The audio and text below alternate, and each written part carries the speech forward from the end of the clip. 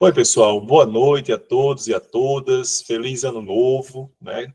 Estamos iniciando esse ano de 2025 de uma forma atípica, porque normalmente vocês não teriam aula em janeiro, né? Mas, em razão da atipicidade desse semestre, estamos aqui novamente celebrando essa oportunidade de concluir o semestre, o primeiro semestre do curso de vocês de Direito, justamente iniciando hoje, na verdade, concluindo hoje o conteúdo da terceira unidade, antes de começarem os seminários. E eu deixei justamente para essa aula de hoje, para um fechamento dessa disciplina, o que geralmente se chama de aspectos estruturais do direito. Nós vamos tratar hoje de alguns institutos do direito que já foram conversados, já foram tratados anteriormente nas nossas aulas de introdução, mas que hoje vão merecer apenas um aprofundamento inicial, já que muitas das matérias que vão ser tratadas hoje vão ser desenvolvidas ainda melhor em outras disciplinas do curso. Notadamente, a gente vai falar basicamente de ato, fato jurídico, relação jurídica e também de direito subjetivo.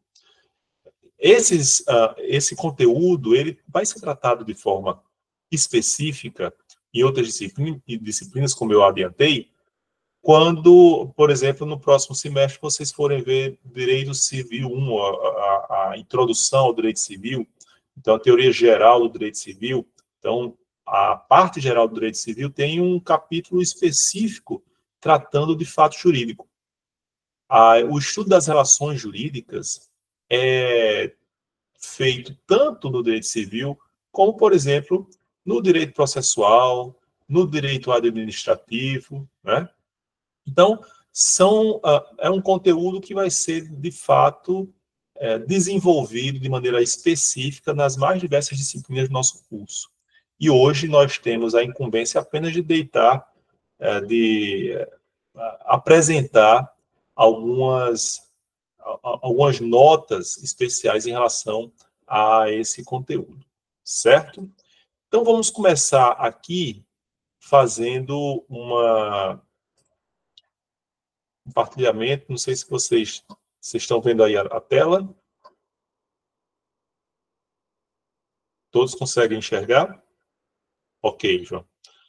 Então, começamos precisamente com os fatos jurídicos. Eu pergunto logo a vocês, o que é que vocês compreendem por fato? O que é que vocês acham que é um fato?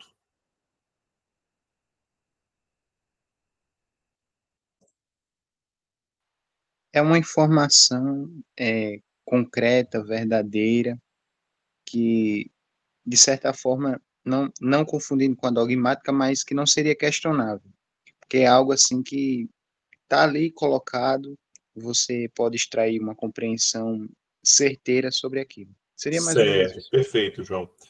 Então, assim, você terminou atribuindo algumas características ao fato, né?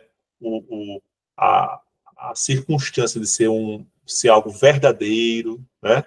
Isso traz algumas dificuldades para a gente, porque hoje a gente discute muito a questão da verdade, né? Das informações, dos dados.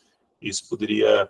E a gente já viu, inclusive, em aulas anteriores, que aquilo que aparenta ser verdadeiro, por vezes não é, dependendo do ponto de vista, porque a realidade ela é muito complexa, né? Então demanda olhares diversos sobre o mesmo fenômeno, certo? Vocês poderiam me dar exemplos de fatos, só para que a gente possa desenvolver essa discussão?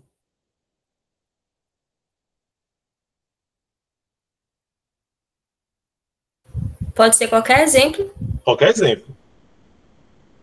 2 mais 2 é 4. Isso é um fato. Certo.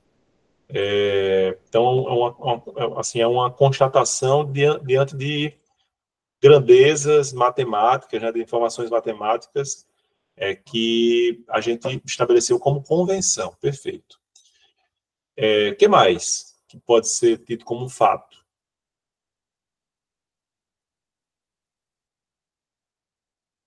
A compra de algum imóvel, a compra de algum Perfeito. carro. A compra de um imóvel é um fato, né? É comprovável por testemunhas, é comprovável por um documento. Perfeito. O que mais?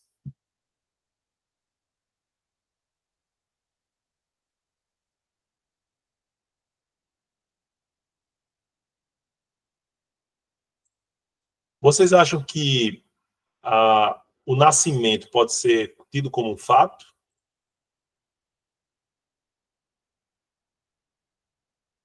A morte?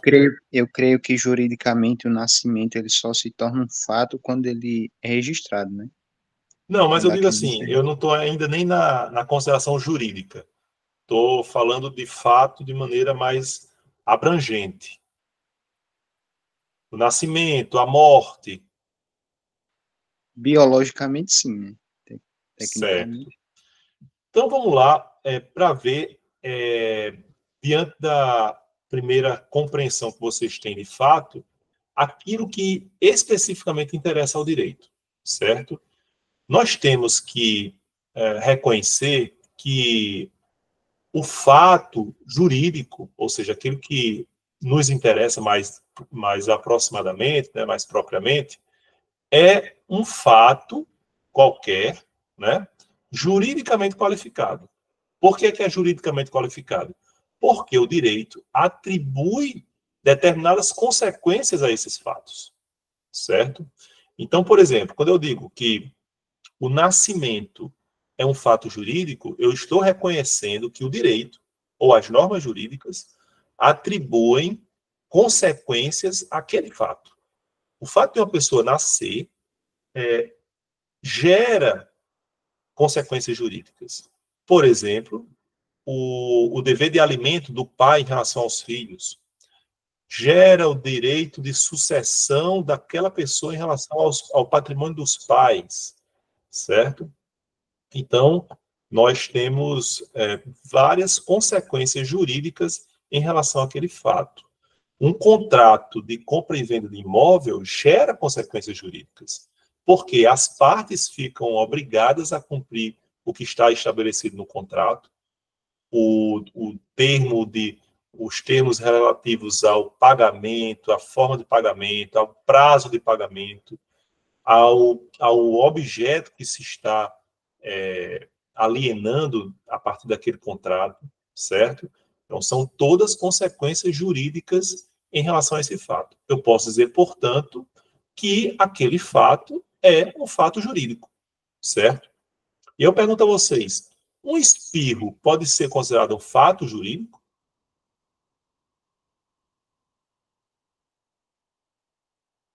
Se precisa de normas para atribuir, como você fala aí, então talvez não. Como Nesse é? caso. Se precisa-se de normas jurídicas, como está posto no slide, então talvez não seja fatos jurídicos, mas provavelmente fatos. Né?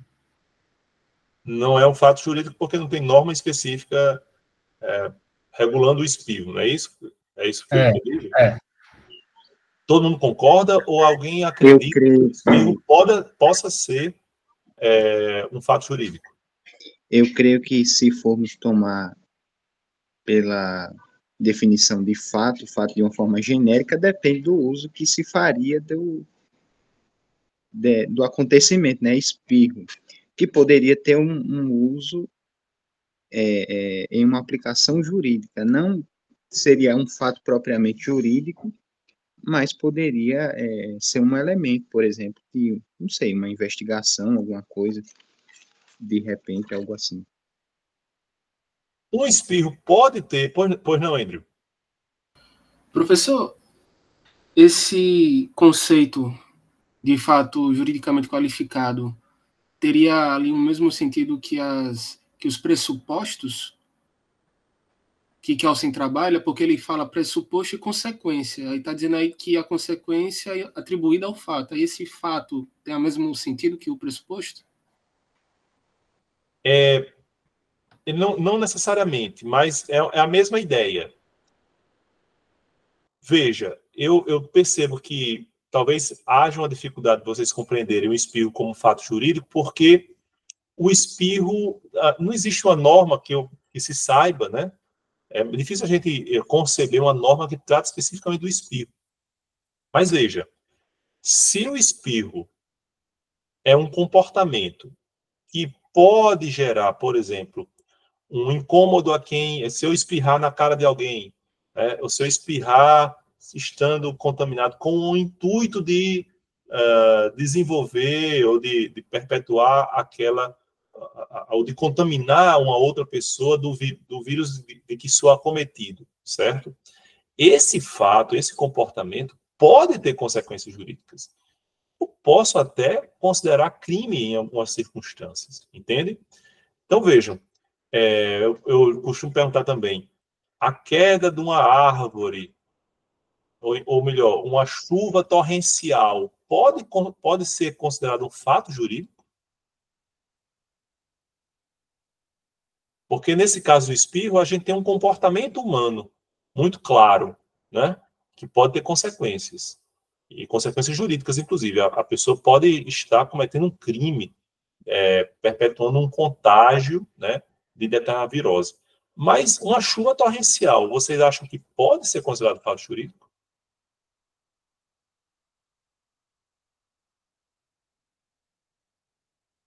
Eu tenho dificuldades para compreender a chuva torrencial como fato jurídico, mas como um desastre da natureza, ela poderia causar danos materiais, por exemplo.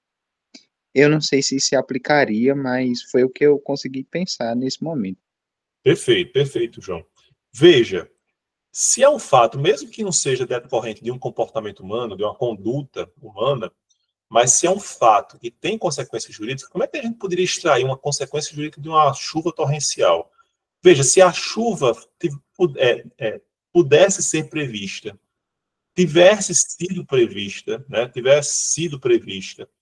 e o poder público, por exemplo, não tomou qualquer providência em relação a evitar os danos daquela chuva, o poder público pode ser responsabilizado por essa inação, por essa omissão, entende?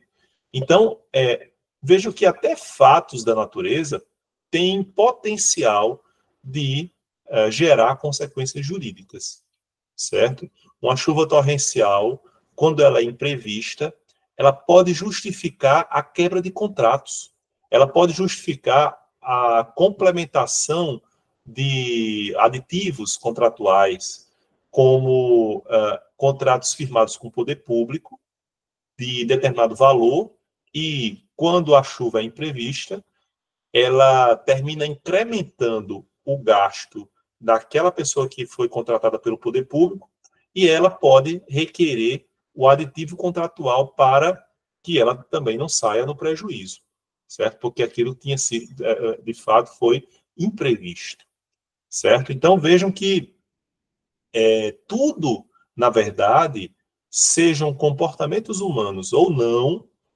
tem, de fato, potencial para ser considerado fato jurídico, porque as normas jurídicas podem lhes atribuir consequências. E isso basta para essa caracterização. Certo? Tranquilo até aqui?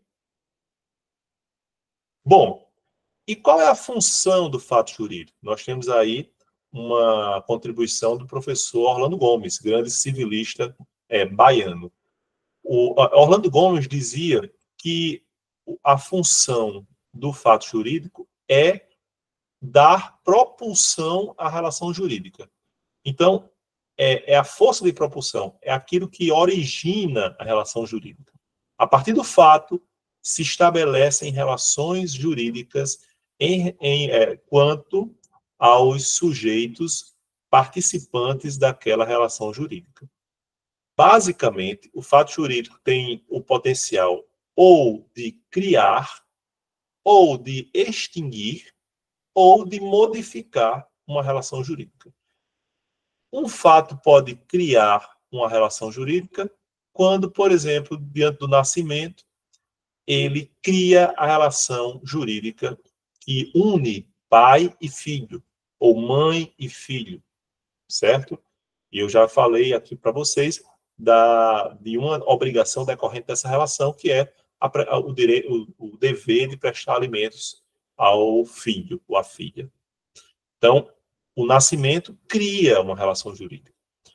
A morte extingue uma relação jurídica, porque da mesma forma que o dever de alimentos está ligado ao dever do pai em relação ao filho de prestar alimentos, no momento em que o pai vem a falecer, essa relação jurídica também, essa relação jurídica se esvai, né? Se extingue.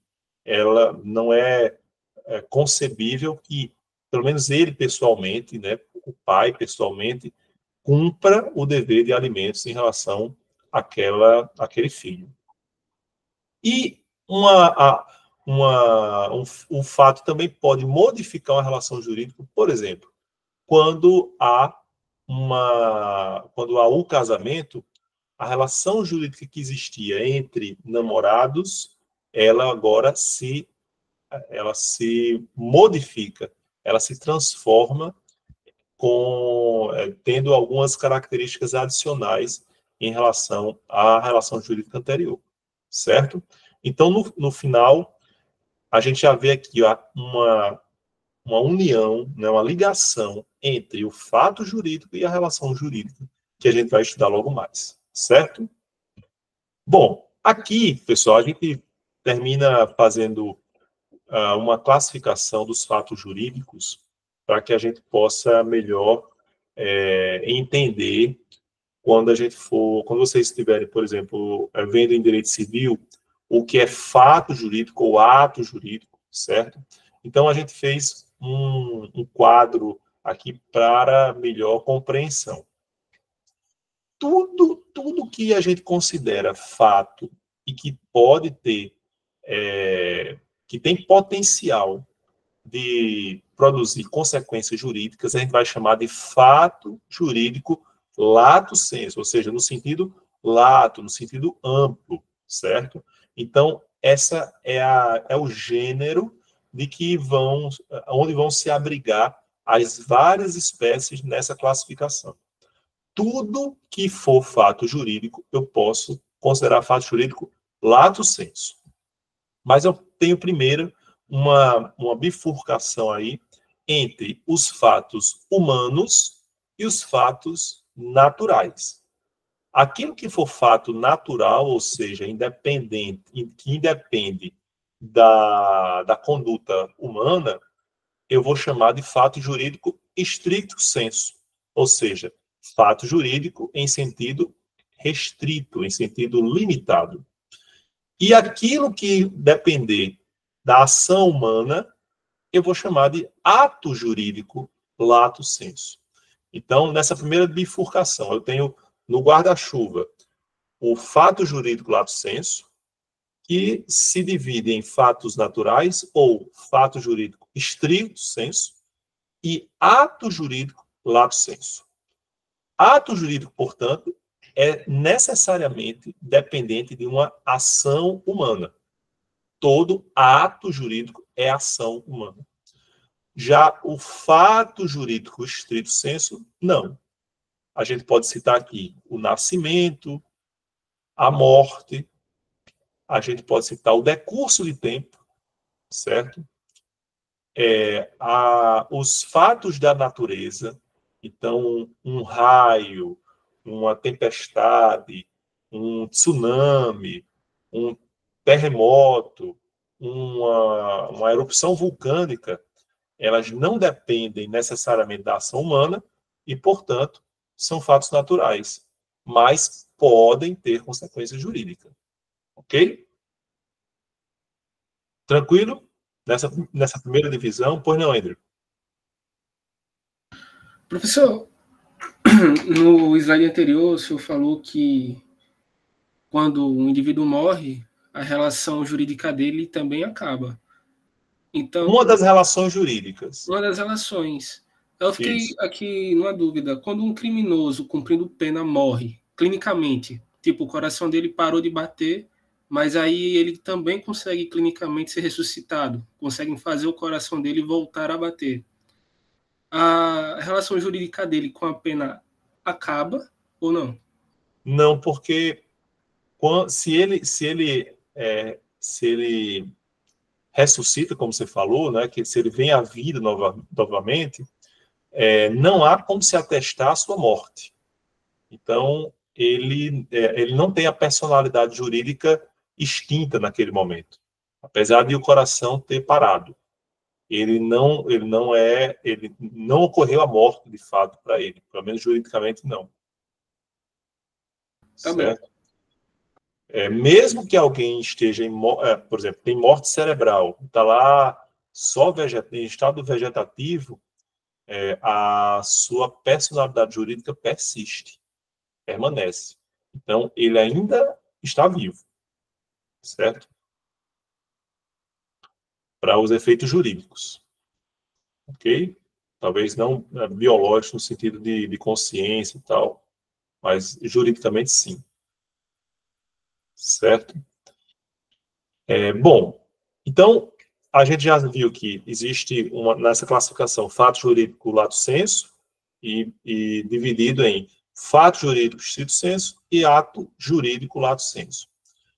Os comportamentos humanos, ou atos jurídicos lato sensu, por sua vez, também vão se dividir entre o que a gente chama de negócio jurídico, em que a ação humana ela define não apenas o resultado, mas os efeitos jurídicos, né? Então, a ação humana é responsável pela definição do que a ação quer produzir, mas também sobre seus efeitos.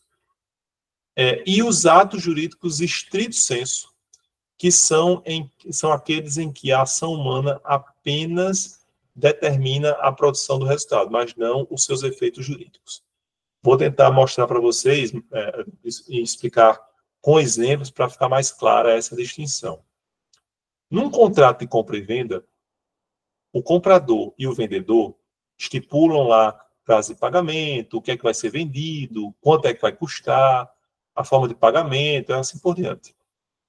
E nessa relação, ambos têm desígnio não apenas sobre aquilo que está sendo produzido ali como relação jurídica, mas também os efeitos dessa relação. Não acontece isso nos atos jurídicos estrito sensu. Eu vou dar um exemplo para vocês. A mudança de domicílio. A mudança de domicílio é um ato humano, né? Então eu estou morando em Parnamirim e vou me mudar para Natal, certo? Eu tenho essa liberdade de fazer isso, então a lei brasileira me permite fazer isso, mas os efeitos dessa mudança de domicílio não sou eu que vou definir.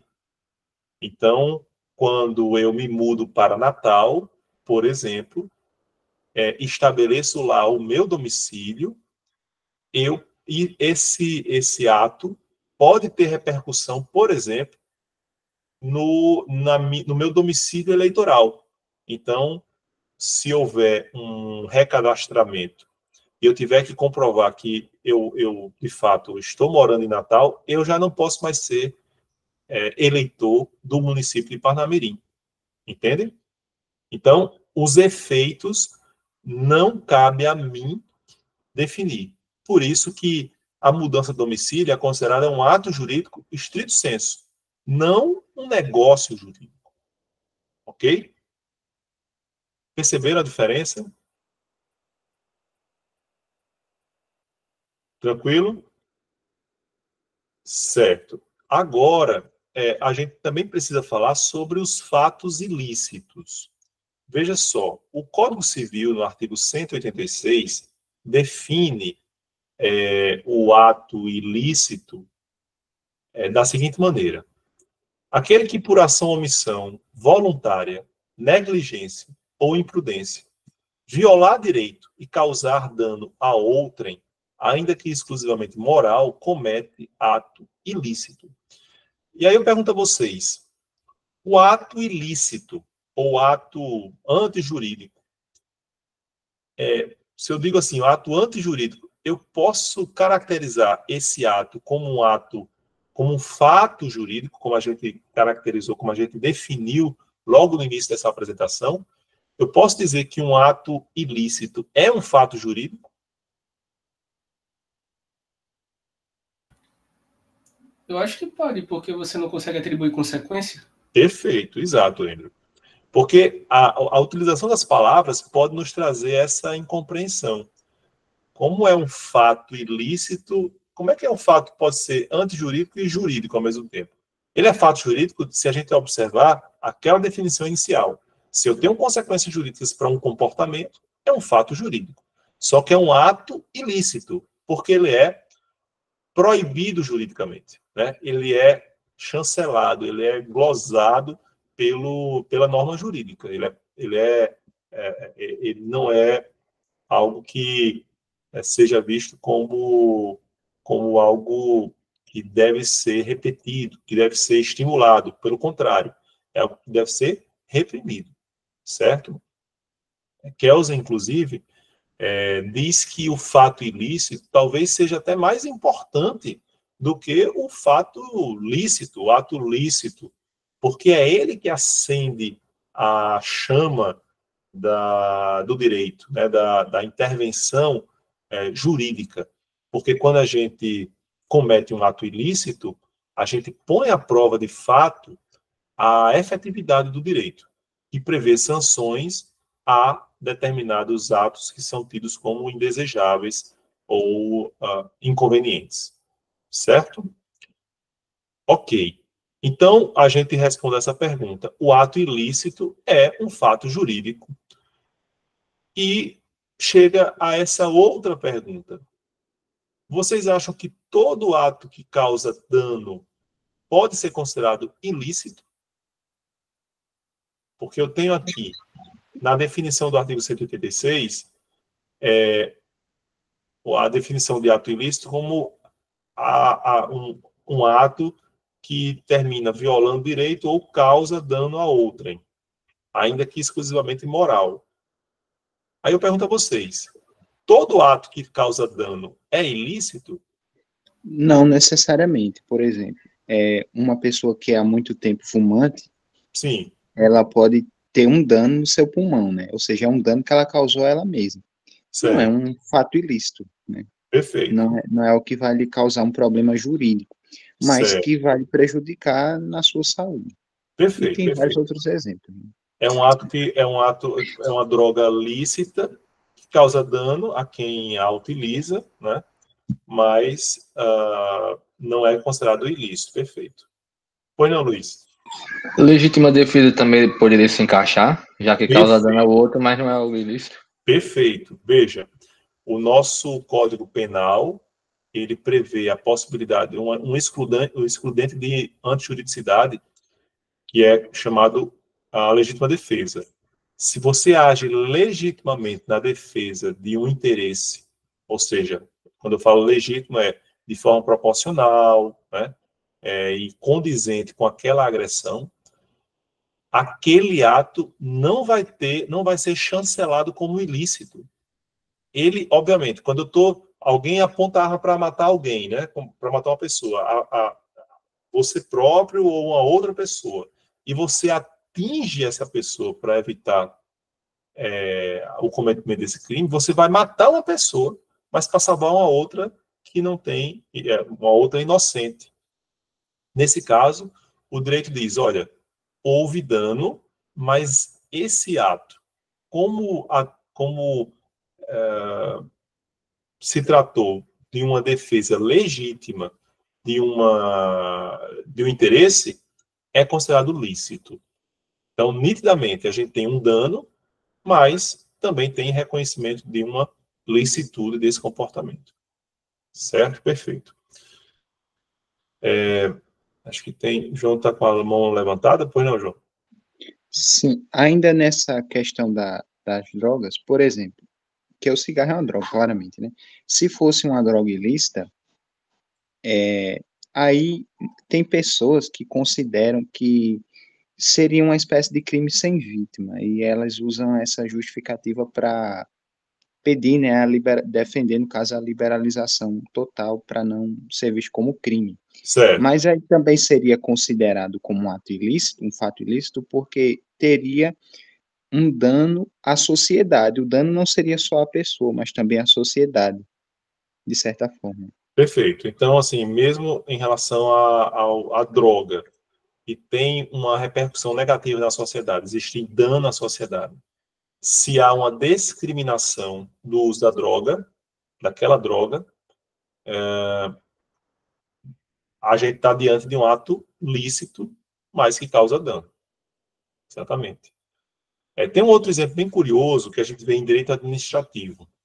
Em algumas situações, o poder público termina intervindo na propriedade privada e que isso repercute, isso causa dano ao proprietário, né?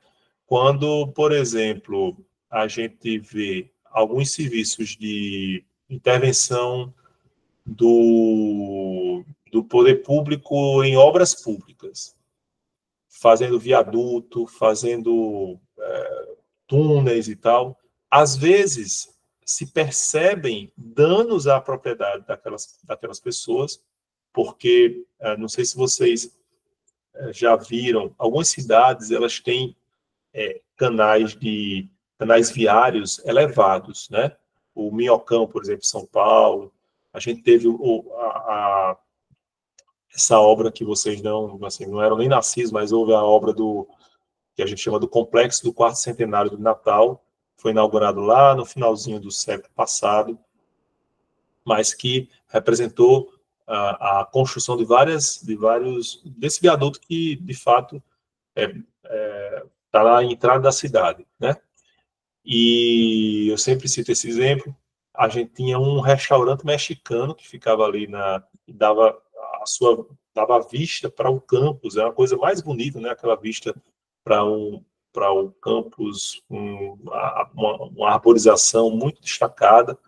E depois da construção do viaduto, né? Do viaduto que ladeia a entrada do campus, terminou havendo uma perda para o restaurante dessa atratividade. E ele terminou fechando. Várias coisas depois já aconteceram, já funcionaram no mesmo prédio. E hoje eu acho que é o Natal Comedy Club, né? Então já funcionou um restaurante mexicano ali, do passado, mas que teve sua inviabilidade por uma ação do poder público. Essa ação causou danos? Sim. Só que foi uma ação lícita. E o proprietário do restaurante poderia, inclusive, requerer judicialmente uma indenização, mesmo tendo agido licitamente o Estado. Porque, de fato, nessas situações, há respaldo para uma indenização, mesmo se tratando de um ato lícito, porque o proprietário terminou suportando de maneira muito destacada um ônus que não foi distribuído para toda a população. Ele terminou arcando de maneira desigual em relação aos outros beneficiados. Pois não, João? Eu estava aqui pensando que é até difícil, em certas circunstâncias, um fato jurídico não causar dano, mesmo que ele seja lícito, porque, por exemplo, eu pensei na questão que algumas pessoas defendem, né, de aumento de imposto para grandes fortunas. Sim. Que, tecnicamente, esse aumento de contribuição das pessoas mais abastadas vai gerar um dano para elas, pessoal. Por quê? Porque elas vão ter que contribuir mais que outras na sociedade. Então, elas vão ter um prejuízo a mais no seu patrimônio, certo. Mas é por justiça social, né? Claramente, para um benefício de outra parte da sociedade, que não dispõe dos mesmos recursos. Vai gerar um dano para uns, mas vai gerar um benefício para outros. Perfeito. A sua observação é perfeita. De fato, o direito, por natureza, no momento em que ele regula condutas, em que ele limita condutas, a gente vai admitir esse dano, né? Então, assim, o próprio funcionamento do Estado depende de contribuição da sua população. E a contribuição pode ser tida como um dano, né? Uma subtração ao seu patrimônio, certo? Mas, de todo modo, o ato continua lícito, certo? Ok, pessoal, até aqui? Bom, para proteger esse fato jurídico, a gente dispõe de vários modos, de vários instrumentos, certo? Eu destaquei aqui para vocês 3 possibilidades de proteção jurídica. Eu tenho uma proteção que consiste na reparação do dano, certo? Que é o que eu vou chamar aqui de defesa reparatória. Ela é, inclusive, historicamente, a defesa mais utilizada. Aquela que a que se recorre mais frequentemente, né? Você pensa aqui no modelo de solução de litígios clássico, a gente tem o seguinte: alguém causa um dano a você, você recorre ao poder público, né? Recorre ao Estado para que aquela pessoa compense o dano que você suportou. Então, no exemplo clássico, alguém bate no seu carro, quebrou o para-brisa. Então, o Estado diz, olha, restitua o valor do para-brisa. E pronto, resolve-se a situação. Essa é a típica defesa reparatória. Ou seja, acontece o dano e há uma reparação posterior. Mas essa não é a principal defesa que se almeja hoje. O que é que se verifica hoje, pessoal? O papel do jurista, o papel do profissional do direito tem se destacado também numa atitude premonitória. Tess Sampaio, inclusive, fala sobre isso quando vai tratar da própria dogmática, logo no início do seu livro. E ele diz que o jurista hoje é também um estrategista. Não apenas para agir quando o dano já ocorre, mas para evitar que o dano ocorra, certo? É isso que a gente vai chamar de defesa preventiva, que tanto pode se dar judicialmente como extrajudicialmente. Eu trouxe aqui alguns exemplos para vocês. A cláusula penal, que é a previsão de uma multa, né, a ser paga no caso de descumprimento de um determinado contrato. Você faz um contrato de aluguel, diz, olha, eu vou alugar para você essa casa, mas se você não cumprir esse contrato, você vai ter que pagar uma multa.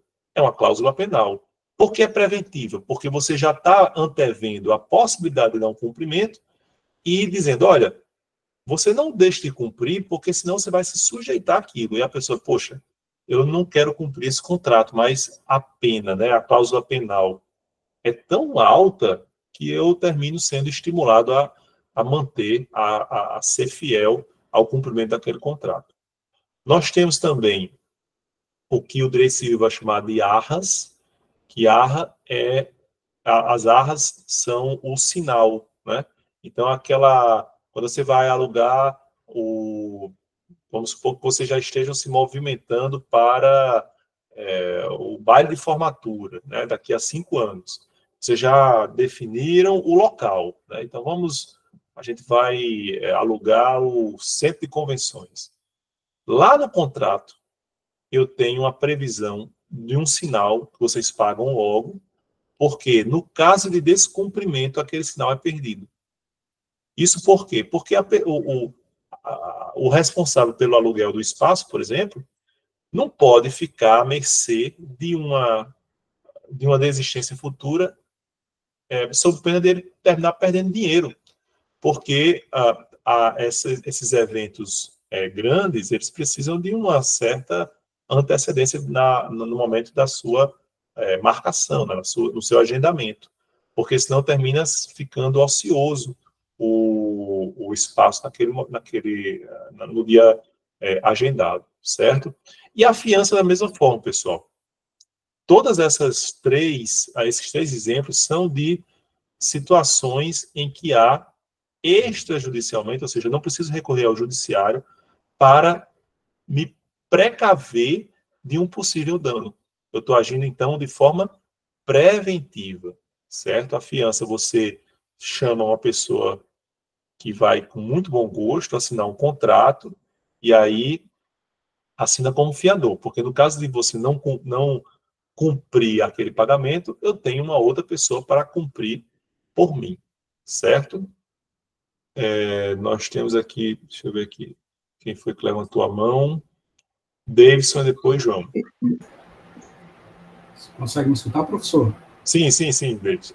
Porque enquanto você explicava sobre a defesa reparatória, eu me lembrei quase que automaticamente daquele caso de Parelhas, que aconteceu no segundo semestre do ano passado, de que 15 pessoas foram infectadas por uma bactéria no mutirão de cirurgia para catarata. Sim, sobre essa situação. Eu acho que isso seria um exemplo, né, desse primeiro tópico que você apresentou, de defesa reparatória. Isso, porque já aconteceu o dano e aí depois vai caber realmente a reparação. Uhum. Perfeito. Certo. É isso mesmo. João. Professor, me veio uma dúvida. Quando um agente público ele incorre em improbidade e ele precisa ressarcir, né, à fazenda pública aquilo que ele causou dano, né, o prejuízo dele. E aí eu pensei, se o Ministério Público, no caso isso é uma pergunta, né, faz uma dessas defesas preventivas num termo de ajuste de conduta, por exemplo, ou algum ato jurídico do tipo, caso aquela autoridade, né, não cumpra com o estipulado no acordo. Isso acontece porque o senhor falou muito nas relações privadas também. E eu pensei nessa relação do judiciário, no caso não é judiciário, né, mas o Ministério Público, por exemplo, em relação à sociedade, mas também do judiciário, pode o senhor explicar se tiver, em relação à sociedade também. Muito boa pergunta também. O termo de ajustamento de conduta, ele é uma ação, é uma iniciativa extrajudicial, né? A gente depende, existe a possibilidade de homologação posterior pelo juiz, mas toda a iniciativa é no âmbito extrajudicial, né? No âmbito do Ministério Público. Um termo de ajustamento de conduta tanto pode prever uma reparação do dano que já tiver acontecido, como pode prevenir um dano futuro. Quando se vislumbram danos ambientais que estão prestes a acontecer, e o Ministério Público, olha, eu estou vendo que vai acontecer um dano ambiental. Então, vamos estabelecer aqui um ajustamento para que ele não ocorra. Então, é um exemplo muito bom de uma defesa preventiva. E é o que se estimula hoje, cada vez mais, por parte de todos os protagonistas do direito, dos profissionais da área jurídica. Certo? Eu trago aqui também para vocês alguns exemplos de defesa preventiva judicial. Eu coloquei aqui o interdito proibitório, que é uma iniciativa, uma ação que se move quando há uma estipulação de uma multa, né, de um valor a ser pago, no caso de descumprimento de uma proibição definida pelo juiz. Especificamente quando se trata de dano à propriedade, né, dano à posse. Como é que acontece? Acontece muito frequentemente em relação à ocupação de terras. Quando eu sou um latifundiário, né, eu vejo ali aquelas pessoas se aproximando da minha terra.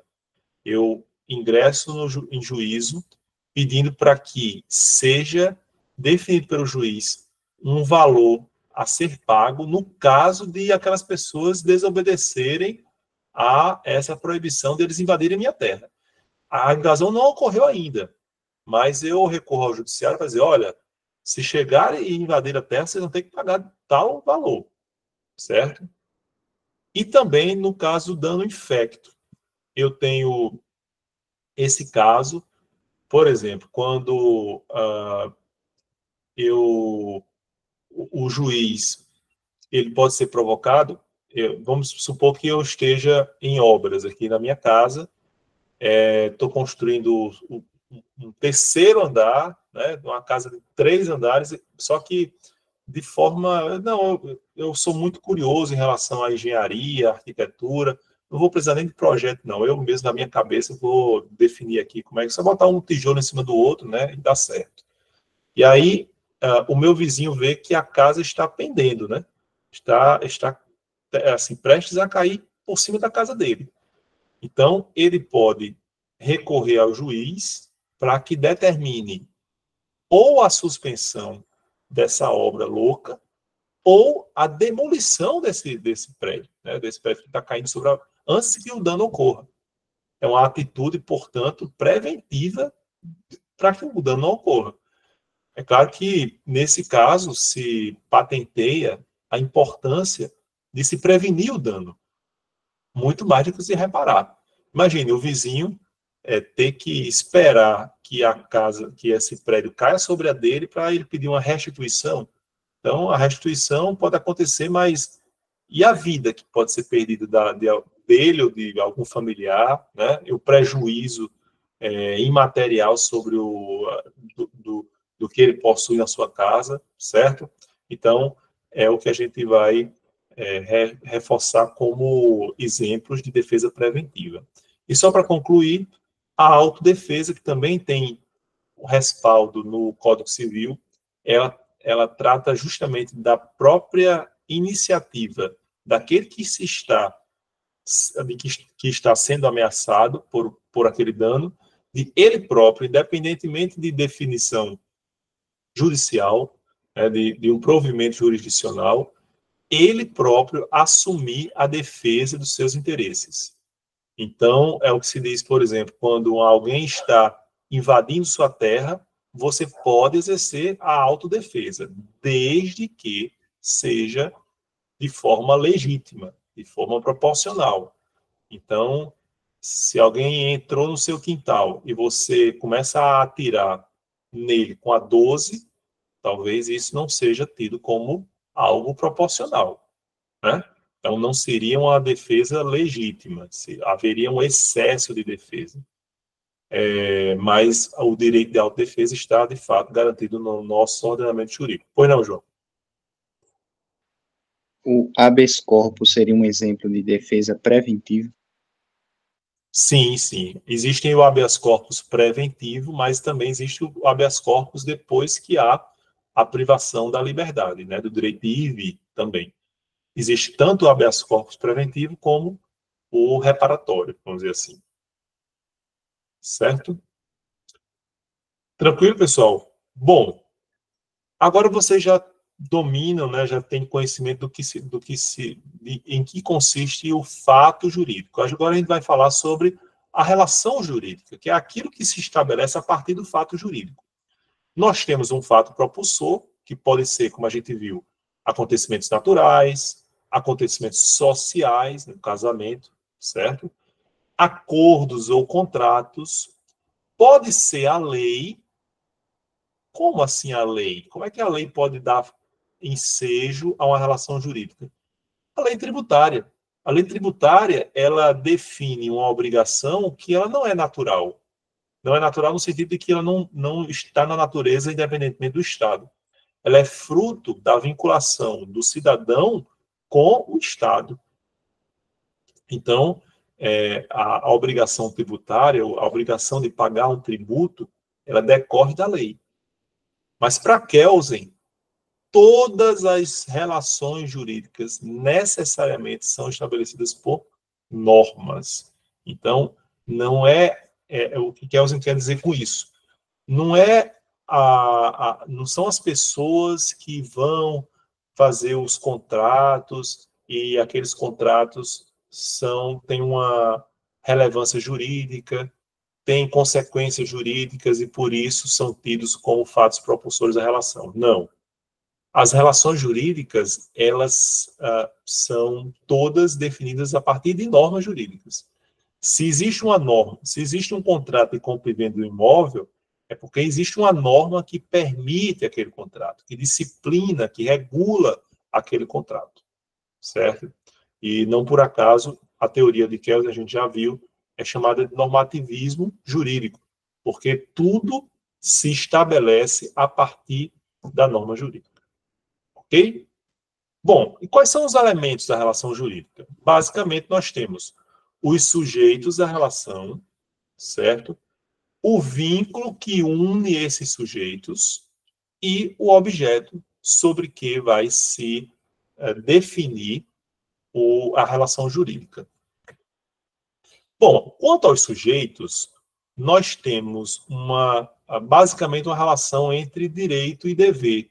Numa relação jurídica típica, básica, nós temos essa relação entre direito e dever. O que é que se diz, por exemplo, quanto no contrato de compra e venda? O comprador tem o direito de ter o bem, mas tem o dever de dar o dinheiro. Da mesma forma como o vendedor tem o direito de receber o dinheiro e o dever de prestar o bem, certo? Então, esses sujeitos da relação jurídica, eles estão interligados a partir dessa relação de direitos e deveres correlacionados. Sempre existe uma relação entre direito e dever? Kelsen vai dizer que não. Às vezes, existem relações entre dever e dever, né? Ou direitos correlacionados. Então, nem sempre há uma relação própria de direito e dever. Essa é a relação jurídica típica, do direito privado, inclusive. Mas isso nem sempre vai acontecer em todas as relações jurídicas. Aí eu pergunto a vocês, eu posso prescindir dos sujeitos? Eu posso ter uma relação jurídica sem sujeitos? O que é que vocês acham?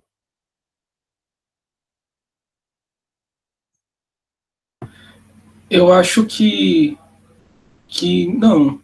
No entanto, você pode ter relações jurídicas sem um indivíduo particular. Tipo, o sujeito não tem uma personalidade, pode ser a coletividade, por exemplo. Perfeito. Ótimo, Andrew. Muito, muito bem colocado. E aí eu já chego na outra questão, né? Quando eu tenho um direito à propriedade, vamos supor, eu tenho o direito à propriedade dessa caneta. Eu tenho a propriedade dessa caneta, certo? A relação jurídica que eu posso observar, né, desse direito de propriedade, e me é garantido pela norma jurídica, ela vai me ligar a essa caneta, ou seja, uma relação entre mim e a caneta? Porque um sujeito, o proprietário, eu consigo visualizar com perfeição, sem dificuldade. E cadê outro sujeito?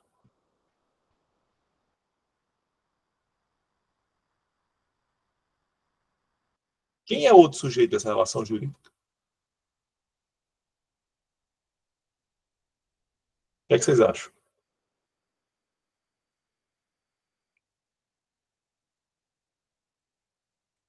É a coletividade, como você falou, né? É o conjunto de pessoas que tem o dever de observar esse meu direito de propriedade sobre a caneta. Então, é um direito, é um sujeito passivo indeterminado. Pois não, João? Então, isso aí também está ligado à questão de testemunha, né? Porque as pessoas sabem que o senhor é dono dessa caneta porque elas testemunham que só o senhor é dono dessa caneta e se vale do uso dela.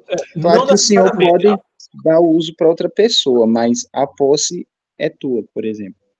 Certo, mas não necessariamente, porque eu posso, mesmo quem não testemunhe, mesmo quem não tenha conhecimento, vai ter o dever de observância daquele direito, certo? Eu posso reivindicar em relação a qualquer pessoa que, eventualmente, coloque em risco, ponha em risco esse meu direito. Por isso que é um sujeito indeterminado, certo? É um sujeito que não está definido naquele momento, mas que pode, no futuro, depois aparecer. Então, a relação jurídica, ela não só tem que ter sujeitos, como ela tem que ter pelo menos 2 sujeitos. É um sujeito, nós temos um sujeito ativo, que é o titular do interesse que está sendo tratado naquela relação, e o sujeito passivo, que é o titular da obrigação de observância daqueles interesses do sujeito ativo. Ok? Outros institutos importantes para que a gente possa refletir acerca dos sujeitos, da participação dos sujeitos na relação jurídica, é o de personalidade e de capacidade, certo? Então, vamos lá. A personalidade é definida como a aptidão para adquirir direitos e obrigações. Adquirir direitos e contrair obrigações. Ela não se confunde com a capacidade. Por quê? Alguém pode ter a personalidade, que é essa aptidão, mas pode ter capacidade reduzida, pode ter a capacidade restrita, porque a capacidade é exatamente a medida de atribuição da personalidade, certo? Então, assim, uma criança de 3 anos, ela tem personalidade? Tem personalidade. Ela é uma pessoa que antigamente se chamava pessoa física, hoje a gente chama pessoa natural, né, de acordo com a nomenclatura adotada pelo novo Código Civil. Ela é uma pessoa natural, ela tem direito a nome, ela tem direito à dignidade, ela tem direitos patrimoniais, por que não? Ela tem direitos sucessórios, eventualmente, mas a capacidade dela de contrair direitos e obrigações, ela pode ser limitada. Portanto, é na capacidade que a gente vê essa medida da atribuição da personalidade. Ela pode ter, por exemplo, a capacidade de direito, mas não de fato. Ela tem a capacidade de firmar contratos de compra e venda de imóveis. Vamos supor que ela tenha herdado, os pais faleceram, e ela herdou um imóvel, né, que ela precisa alugar para tirar o sustento. Os pais morreram, ela vai ficar sob a tutela de uma outra pessoa que vai cuidar dela. Afinal de contas, a gente está tratando de uma criança de 3 anos, né?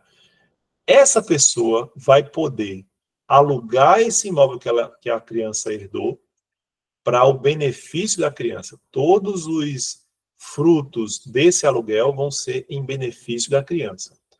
Então, ela tem a capacidade de direito, mas não tem a capacidade de exercício. Ela tem a capacidade de gozo, mas não de exercício, certo? Então, por isso que a gente faz essa distinção entre personalidade e capacidade, ok? E eu vou falar também sobre uma outra situação, que é a chamada pessoa jurídica, a pessoa ficta. É uma invenção, né, uma criação normativa que tem uma razão histórica.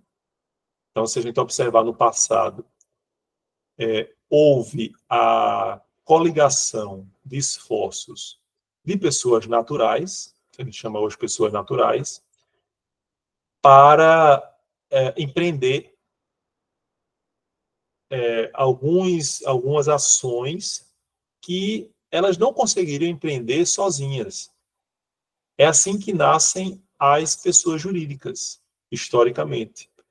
Porque, em princípio, em relação às corporações de ofício, né, às uniões entre empresários, entre comerciantes, que, imaginem, nas grandes navegações, o esforço e o dinheiro que se requeria para criar ou para construir uma embarcação, em levar aquela embarcação para receber ou para fazer a comercialização de mercadorias em um país distante, certo? Correndo esses riscos de perda total daquele esforço.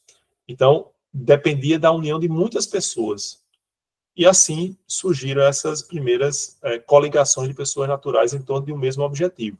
Se a gente observar hoje, a Petrobras só pode despender dinheiro para extração de petróleo nas profundezas do nosso solo, porque existe o investimento de várias pessoas, do Estado brasileiro e até de pessoas naturais ou de outras empresas que são detentoras das ações, né, de uma parte da Petrobras para fazer esse investimento, certo? As sociedades limitadas, né, todas as formas de associação empresarial seguem a mesma lógica de união de esforços de pessoas naturais para a constituição de uma outra pessoa. E por que se diz uma constituição de uma outra pessoa? Porque quando eu vou demandar contra a universidade, se a universidade está me devendo um dinheiro que não pagou, né, eu não vou demandar contra o reitor, que é o gestor. Eu vou demandar contra a UFRN, né, contra a União, contra uma pessoa jurídica de direito público, certo? Então é preciso fazer essa distinção, ok? Tranquilo? E aí, pessoal, a gente chega no vínculo atributivo. O vínculo atributivo, ele vai se dar, dependendo da forma como se vê essa relação jurídica, entre sujeitos, entre homens concretos. O vínculo atributivo une homens concretos, certo? Então, se você imaginar um contrato de compra e venda, você está lá vinculando o comprador e o vendedor. São homens concretos, certo? O vínculo existe entre sujeitos. Já Kelsen, lembram que Kelsen defendia que o fato propulsor de toda relação jurídica é a própria norma? Ele diz que o vínculo, na verdade, não existe entre sujeitos particulares concretos, mas entre condutas. Portanto, o vínculo atributivo vai se dar entre papéis sociais. Quando eu compro uma casa de alguém, né? Eu comprei uma casa de Queiroz. A relação jurídica não é entre Morton e Queiroz, mas entre vendedor e comprador. Portanto, papéis sociais, papéis jurídicos. E o que existe, o que está vinculando esses papéis são condutas próprias de um comprador e de um devedor. Entende? Então, é isso que defende Kelsen, em consonância em coerência com a sua teoria normativista. E, por fim, pessoal, no que tange a relação jurídica, nós temos esse terceiro elemento, que é o objeto. E são o que a gente chama de bens jurídicos, né? Bem jurídico é toda entidade que possa ser objeto de gozo e de disposição autônoma, segundo Rotondi. Então, imagine aí, é fácil dizer, uma caneta é um objeto de uma relação jurídica. Tranquilo, isso aqui não tem dúvida, porque é algo palpável, concreto, né, material. Mas imaginem, o sofrimento pode ser objeto de uma relação jurídica? A dor pode ser objeto de uma relação jurídica? O que é que vocês acham?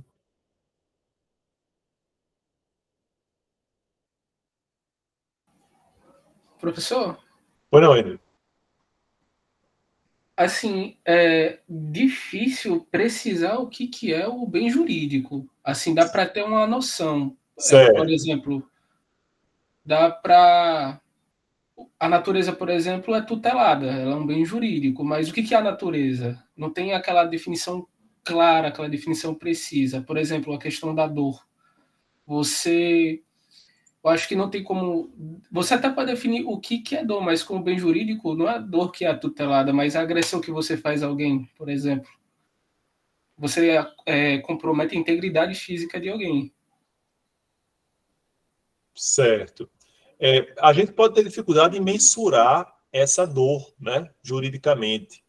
Mas eu posso, por exemplo, requerer a quem causou um dano, vamos supor, uma agressão a mim, de forma que eu perca um dedo. Eu posso requerer a indenização por aquele dano moral, por aquele dano do sofrimento suportado a partir daquela lesão. Isso vai ser aferível no caso concreto, a partir de critérios judiciais estabelecidos. Mas vejam que nem sempre o objeto da relação jurídica é algo palpável, é algo concreto. Pode envolver também bens ou interesses abstratos, que não são, não estão no mundo tangível, vamos dizer, certo? Temos algumas pessoas que... Davidson, diga aí, Davidson. Talvez um exemplo disso, professor, seja o crime de stalking, né? A pessoa ama demais a outra e acaba perseguindo ela, inclusive em redes sociais, e entra no campo da subjetividade porque o amor entra como sentimento aí, né? Isso, exatamente. A angústia, né? O desconforto. Exatamente. Né? Perfeito, perfeito. É um bem jurídico, é um bem jurídico, é um bem que tem, é um objeto que tem importância para o direito. Perfeito. Pois não, Ellen?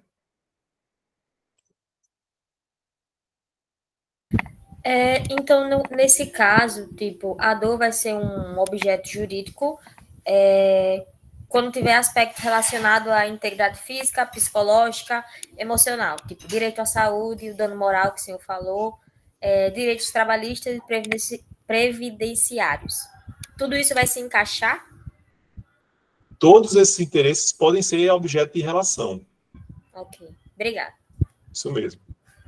Certo? Tranquilo, pessoal? Bom, aí a gente chega no último tópico, né, desses aspectos estruturais, que é o direito subjetivo. Mas, professor, a gente já falou sobre o direito subjetivo. Né? A gente, lá nas dicotomias, a gente falou falou sobre a diferença entre direito objetivo e direito subjetivo. Se lembram? No primeiro dia de aula, quando a gente viu aquele caso concreto, aquele caso hipotético, né, da pessoa que pretendia ter o gênero e o nome modificados no registro civil, a gente também falou de direito subjetivo. Hoje, a gente vai apenas aprofundar um pouco a compreensão jurídica desse direito subjetivo. De que maneira? Primeiro, distinguindo o que a gente chama de faculdade de direito subjetivo. Por que eu faço essa distinção inicial? Porque em muitos livros de introdução, vocês vão ver a seguinte associação. Autores que vão dizer que o direito objetivo é o que eles chamam de norma agendi e direito subjetivo facultas agendi, certo? E como eu falo facultas agendi, pode ser que haja a identificação do direito subjetivo como faculdade. Mas, na verdade, pessoal, o direito subjetivo pode encerrar diversas faculdades. Voltemos aqui ao exemplo da caneta. Eu sou o proprietário dessa caneta aqui.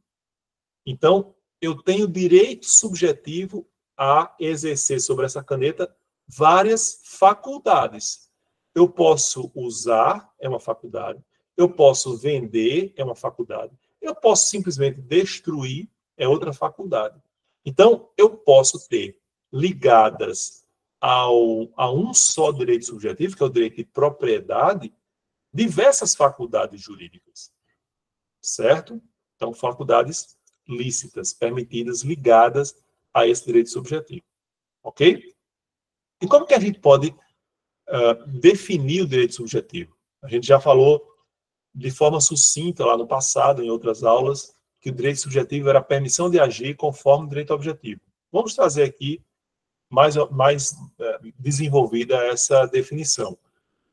O direito subjetivo é a possibilidade de uso e exercício efetivo do direito colocados pelo direito objetivo à disposição do sujeito do direito de forma não abusiva. Certo? Então, basicamente, aquilo que a gente já viu. Só tem um acréscimo significativo nessa definição, que está lá no finalzinho do conceito, de forma não abusiva. Certo? A gente vai ver por que esse destaque. Antes disso, vamos falar aqui sobre a natureza jurídica do direito subjetivo. Windischai e Savigny defendiam que o direito subjetivo era a expressão da vontade livre reconhecida pelo ordenamento jurídico. Veja, quando eu tenho uma vontade que é reconhecida pela norma jurídica como legítima, eu posso dizer, eu tenho o direito subjetivo. Eu pergunto à norma, norma, eu posso utilizar essa caneta? A norma diz sim. Então, eu posso dizer, então eu tenho um direito subjetivo a utilizar essa caneta. Entende? E essa teoria, né, aparentemente supria as nossas necessidades. Só que eu tenho alguns problemas relacionados a ela. Vamos lá. No direito do trabalho, existem normas cogentes que se sobrepujam aos interesses dos titulares do direito. Então, numa relação trabalhista, mesmo que o empregado diga, não, eu não preciso de um salário mínimo, não, pode me dar menos, eu estou muito satisfeito, só em você ter me dado um emprego, eu já me contento com isso, né? Eu não quero mais nada. Eu ganho 900, ok. Eu tenho um interesse do empregado, que é só receber 900, mas eu tenho um direito subjetivo dele de receber 1.412, né? Que é o salário mínimo do ano passado, pelo menos. Certo? Ou seja, nesse caso, a vontade livre não corresponde ao direito subjetivo, porque o direito é dele receber mais do que a sua vontade livre. Da mesma forma, em relação ao credor altruísta. Vamos supor que eu contratei com o Davidson aqui um empréstimo, né? Davidson, me empresta aí o dinheirinho, janeiro, né? Muito complicado, tem que pagar escola, IPVA, IPTU, e Davidson me emprestou. Eu firmei lá a nota promissória para pagar em fevereiro. Mas como o Davidson tem muito dinheiro, né? Então, eu disse, não, professor, deixa para lá, não precisa pagar, não. Ele tem a nota promissória, lá com minha assinatura, mas mesmo assim, ele não quer cobrar esse valor de mim. Eu posso dizer que ele perdeu o direito subjetivo? Não. Ele continua com o direito subjetivo. Então, assim, a vontade dele é de não me cobrar. Mas o direito subjetivo persiste, permanece, independentemente dessa vontade. Certo?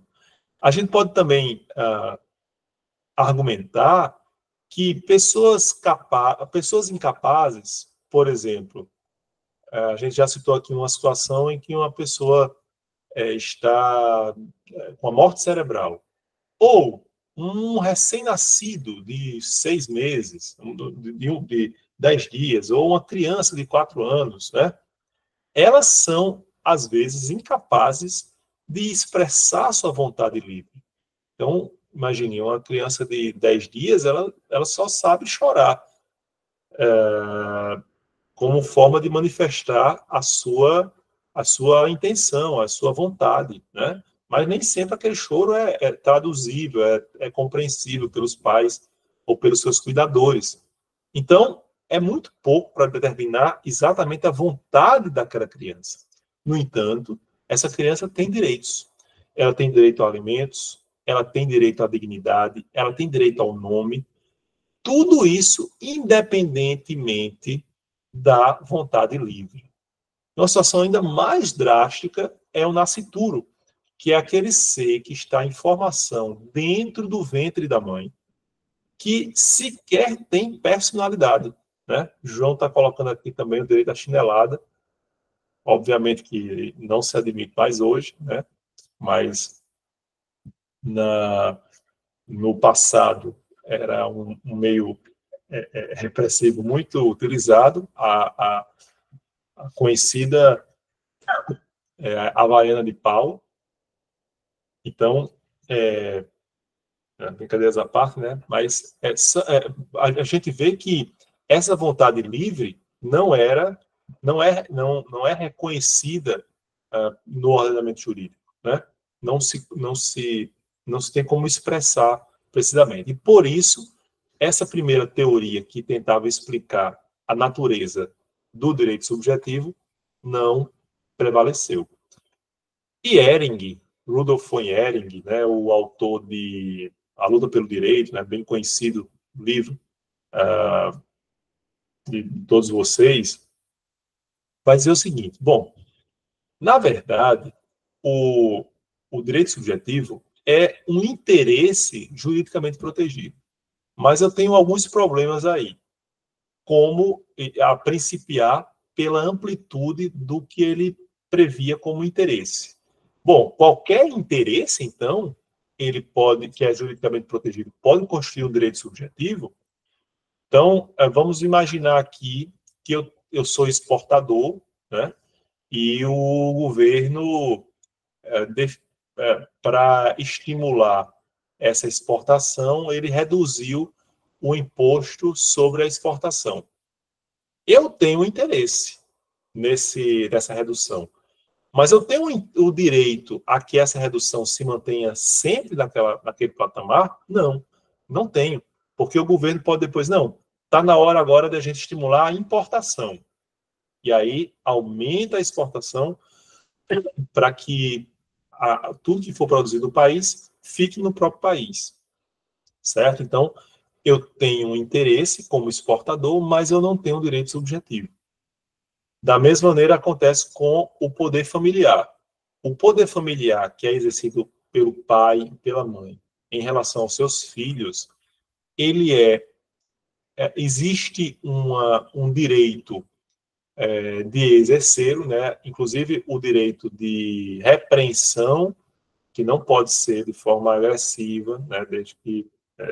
Deixando isso bem claro. Mas o titular do interesse não é aquele que exerce esse poder, mas precisamente a própria criança, o próprio filho, né? Do pai e da mãe. Então, também essa explicação não foi satisfatória. Nós temos uma solução eclética, depois apresentada por Jelinek, que diz, olha, vamos tratar o direito subjetivo como um interesse juridicamente protegido. E aí, qual o problema da solução eclética? Ele vai apenas unir, né, vai juntar todas as reações às teorias anteriores. Então, também não nos serve, porque termina sem responder a contento as críticas que foram formuladas às duas teorias anteriores. Até a gente chegar à teoria de Giorgio Del Vecchio.